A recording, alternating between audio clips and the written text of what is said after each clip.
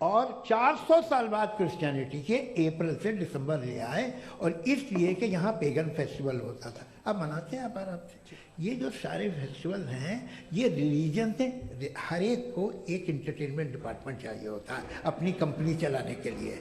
तो ये रिलीजन ने, ये सेकुलर त्योहार थे जिन्हें रिलीजन्स ने ले लिया है।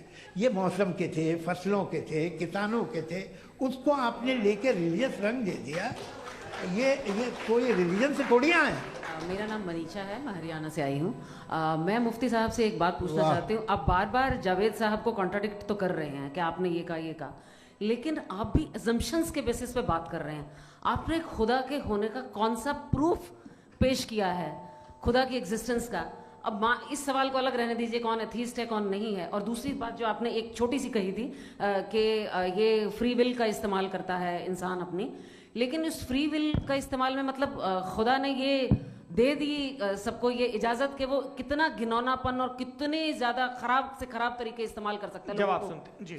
आप फ्री विल को मानती है ना, या अब कहती है कि फ्री विल नहीं है ना? मानती है ना? तो अब आपके पास इसका कोई एक्सप्लेनेशन नहीं है कि अगर एक इंसान उस फ्री विल का इस्तेमाल करके गलत काम कर रहा है और बच के अच्छी जिंदगी गुजार के निकल जा रहा है, उसका कोई रिकॉम्पेंस नहीं है।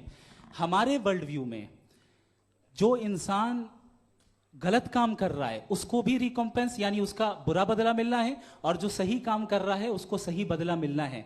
लिहाजा जो फ्री विल है वो इस तरीके से है कि एक लिमिटेड टाइम तक खुदा ने मोहलत दी है। ऐसा नहीं कि छूट दे दी, जो करना है करते रहो हमेशा।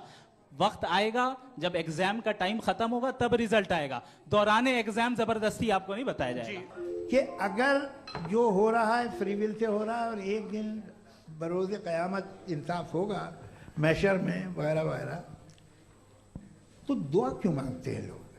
दुआ मांगते हैं इसके मतलब है अभी भी उसने ये डिपार्टमेंट रखा है कि मैं रोजमर्रा की जिंदगी में बिल्कुल बिल्कुल ही कैन।